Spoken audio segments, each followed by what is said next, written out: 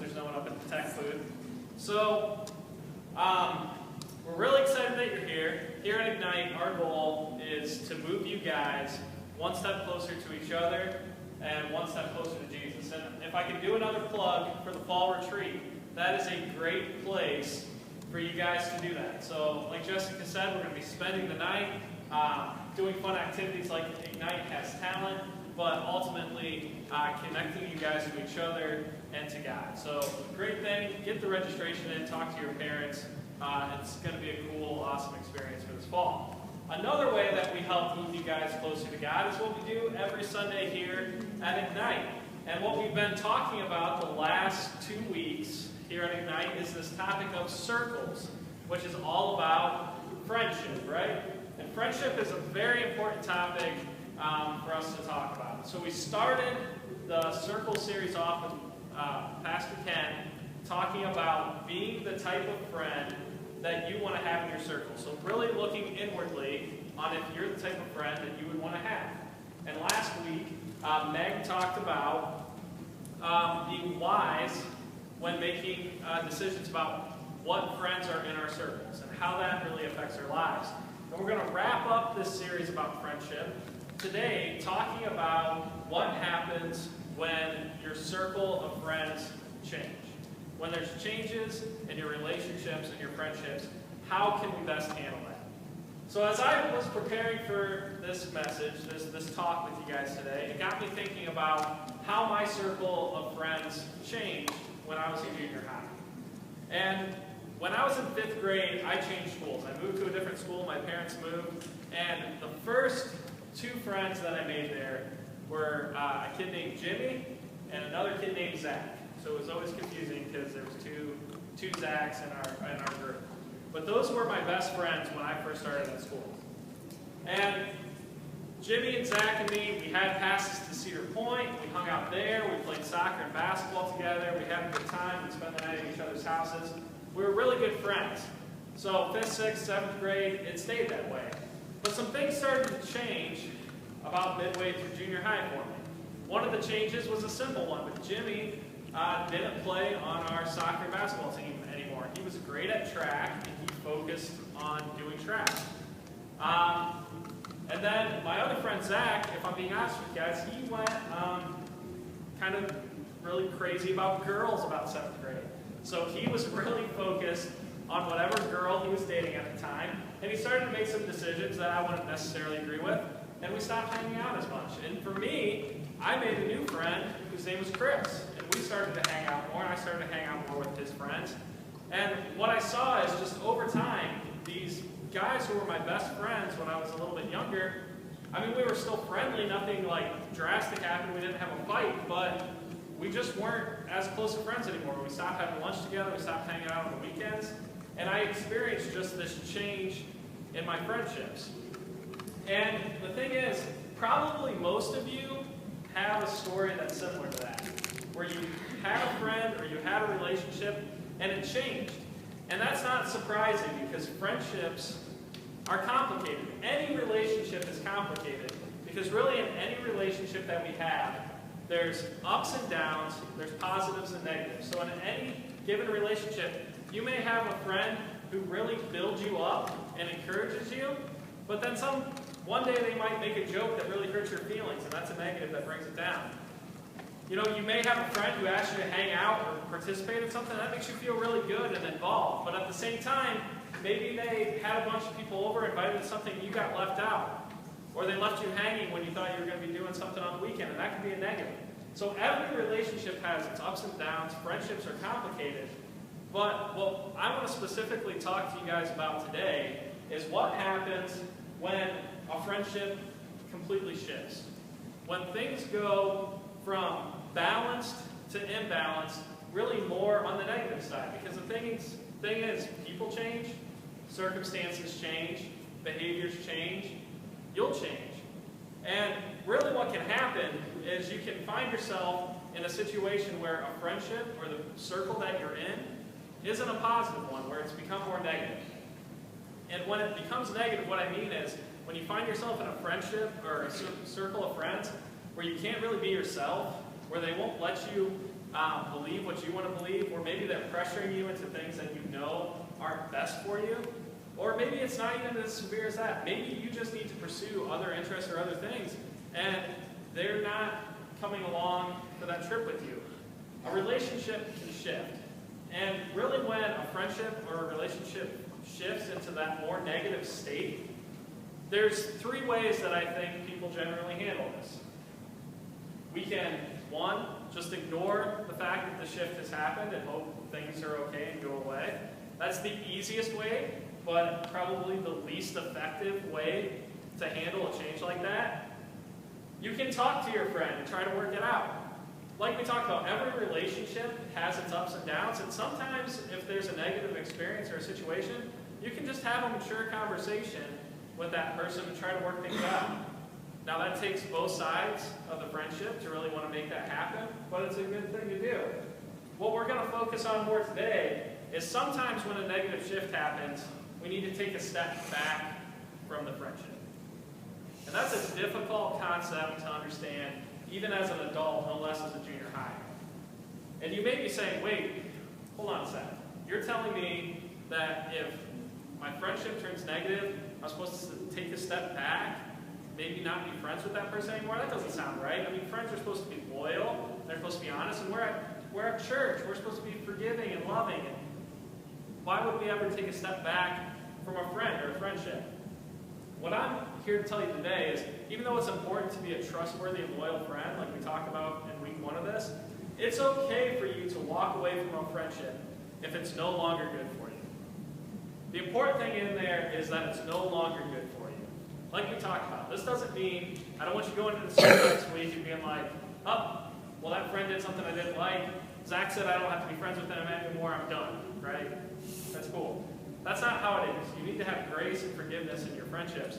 But there's times in your life where a friendship or a circle that you're in won't be good for you. And it's those things that we talked about where you can't be yourself. They're pressuring you in ways that aren't good for you, or they're holding you back from things that are good for you. And these changes happen, and that's a reality. What I want to focus on with you guys today is, I almost guarantee you, all of you will experience a relationship like this someday in your life.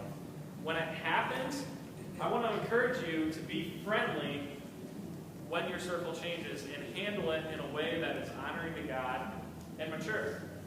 So we get our examples here at Ignite from the teachings out of the Bible, because what the Bible teaches, we believe, is directly the Word of God. So there's a story that you probably haven't heard in the Bible because it's not a real famous story, but it's a story about the two guys named Paul and Barnabas. So Paul, you may have heard of. He wrote most of the New Testament, was a big character in the Bible. But basically what happened is Paul and Barnabas were two men whose lives had been changed by God. They were impacted by Jesus, and they went out into the world to teach people about the gospel together. And by the gospel, what I mean is that they went around the world telling people that God created the earth, that He loved man, but people sinned and did what was wrong, and they turned away from God. And to repair that, He sent His Son, Jesus, who came to earth, taught us how to live, and then died on the cross for our sins, and that we could be saved by following Him. That was the gospel that they went around and told people about. And they did this together for years, and they were a great team, and they were great friends doing it. And they went through some really difficult times because some of these towns that they went to deliver this good news or gospel to didn't receive it well.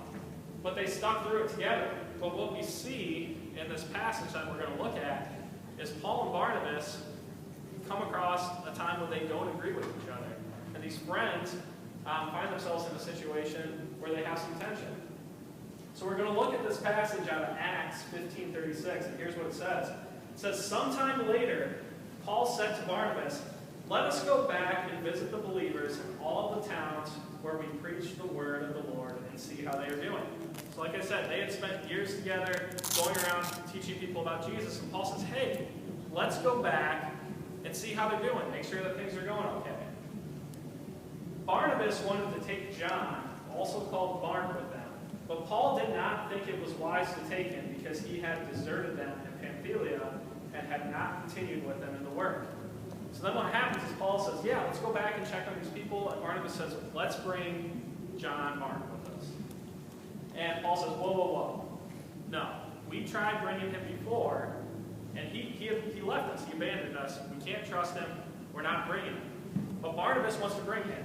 Barnabas' name actually means like someone who's very encouraging. He wasn't willing to give up on John Mark. He wanted to bring him. So with this being a story out of the Bible, how do you guys think this story ends? Well, they talk it out, and things are good, and it ends happily ever after, and they bring John Mark, and they go and teach people about Jesus, and everything's great, right? That's how a story in the Bible should go. Well, that's not what we see. Here's what actually happens in it. It said they had such a sharp disagreement that they parted company. Barnabas took Mark and sailed for Cyprus, but Paul chose Silas and left, commended by the believers to the grace of the Lord. So what we actually see here is that Paul and Barnabas, when they disagreed, they realized, look, we don't agree about this, and we see two different paths to go. And what they did is they actually parted ways, and they both went on their own missions to teach people about the gospel. And I think what's important here is we see that Paul and Barnabas, their friendship shifted. Something changed. Something new occurred. And because they knew that what they needed to do for God and Jesus was more important than anything else, they decided to focus on what was best for them. And that is what I would say to you, is when a friendship or a circle of friends changes into that way where it's no longer good for you or it's not what's best for you, there needs to be a shift or a change that occurs. And if you notice here, they parted ways and they did their thing separately, but what you didn't see in that passage is, it didn't say something like, and then Paul went to all the other towns and said, don't trust Barnabas anymore. He doesn't agree with me. He's not a good Christian. He's not a good friend. That's not what happened. They went their separate ways, but they did it in a way that was what's best for them, and they did it in a manner that was friendly when their circle changed. And I think that's always important, is you may need to take a step back. Your relationships may need to change, but it's important to do it maturely, in a godly way, and friendly. If I can finish my story about those two friends who were my best friends, and we had those changes and we stopped hanging out, fast forward 4 years, that's the great thing about being older, is you can look back with some more experience. My friend Jimmy, when we were done with high school, we started hanging out again. We reconnected, and we're really good friends right now. My wife and I introduced him to his wife, and they have 3 kids together now, and we hang out and we have that. The thing is, I would have never had that opportunity to reconnect with him, to move forward with him again later, if when things changed in our relationship, if I would have done it in a negative or non-friendly way when my circle shifted. You never know how things will change in the future, and you always need to make sure that you're leaving that door open for people to come back and reconnect with you or be able to impact them in their life. So like I said, this is a hard concept to understand even as an adult sometimes. It's especially hard when you're in middle school. So what should you guys do to move forward from here? Because this is the last week that we're talking about the topic of friendship and circles. Well, step 1, I would say, honestly evaluate your circle. And like Ken talked about in week 1, I'd say that starts with you. Evaluate what type of friend you are. Evaluate where you are in your friendships. But then also look at the type of friends that you have in your circle, like Meg talked about in week 2. Be wise and be happy in your circle, and evaluate where they are now. See if there's any relationships that maybe aren't the best thing for you anymore. And it's like we talked about, that may mean it's a relationship where you can't be yourself, where they pressure you into situations where you don't feel comfortable, where they're holding you back from things that you know, or even like the example of Paul and Barnabas. Maybe nothing bad has happened, but it's just time to pursue better things for your life. Another important piece of advice here, and it's not advice, but I would really, really ask you to do in junior high, is don't make these decisions about changing friendships alone. Like we said, it's very complicated. And the last thing you want to do is end a friendship or make a decision over something that can be repaired.